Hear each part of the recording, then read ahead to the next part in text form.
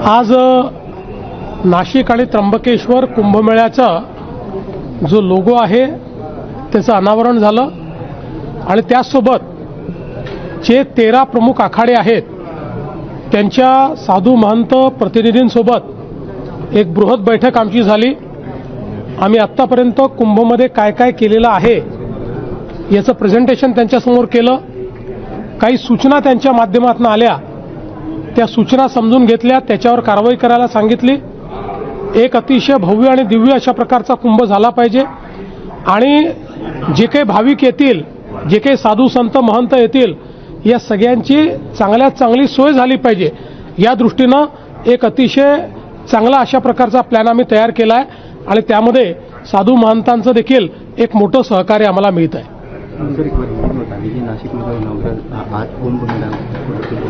नासिक और त्र्यंबकेश्वर में जो कुंभ मेला संपन्न होगा, आज उसके लोगों का अनावरण किया गया और जो हमारे 13 प्रमुख अखाड़े हैं उन सभी अखाड़ों के प्रमुखों के साथ, साधु महंतों के साथ एक बैठक संपन्न हुई। हमने क्या क्या तैयारी की है इसका एक प्रेजेंटेशन उनके सामने किया।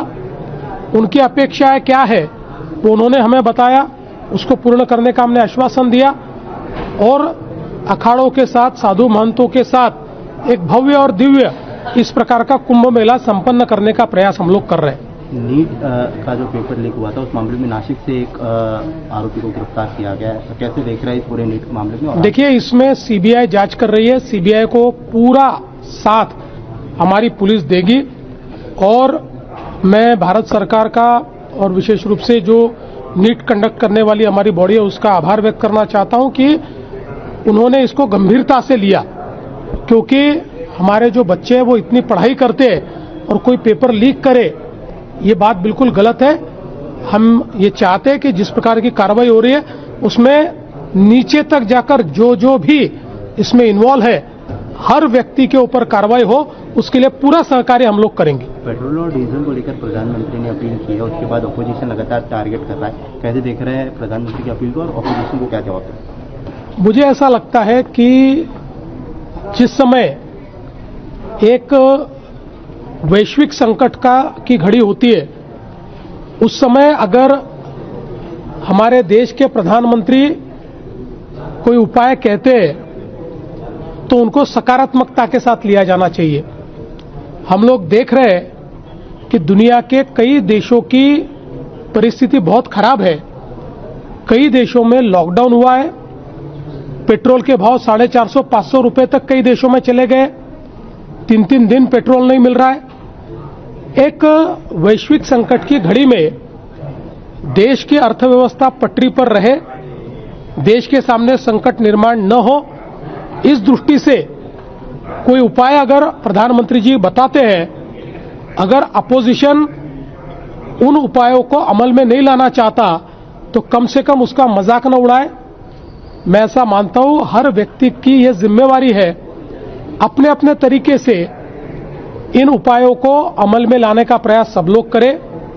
हम लोगों ने भी, महाराष्ट्र सरकार ने, चाहे वो हमारे सिक्योरिटी का मामला हो, जो सिक्योरिटी के कॉन्वॉय होते हैं, जो विदेश यात्रा के मामले हो, या अलग अलग प्रकार से जहां पर देश का जो फॉरेन एक्सचेंज है वो जिन चीजों में खर्चा होता है उन चीजों का कम से कम इस्तेमाल कैसा हो, इस प्रकार का प्रयास हम लोग कर रहे हैं। इसके बारे में एक बैठक भी मैंने बुलाई है और निश्चित रूप से प्रधानमंत्री जी ने जो संदेश देश के लिए दिया है उस दृष्टि से महाराष्ट्र भी काम करेगा।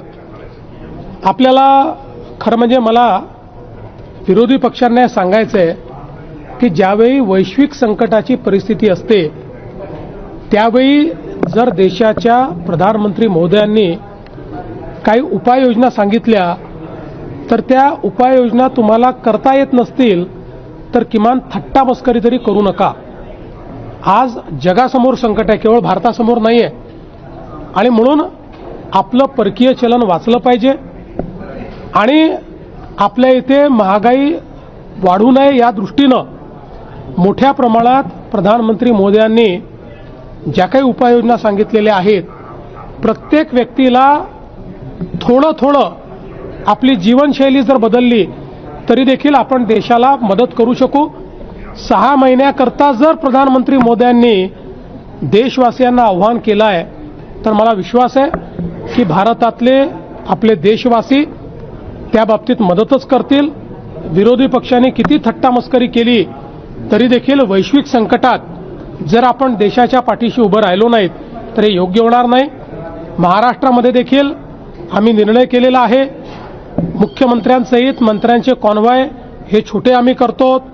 विदेश यात्रांवर अधिकारी असतील किंवा मंत्री असतील निर्बंध आम्ही आणतो.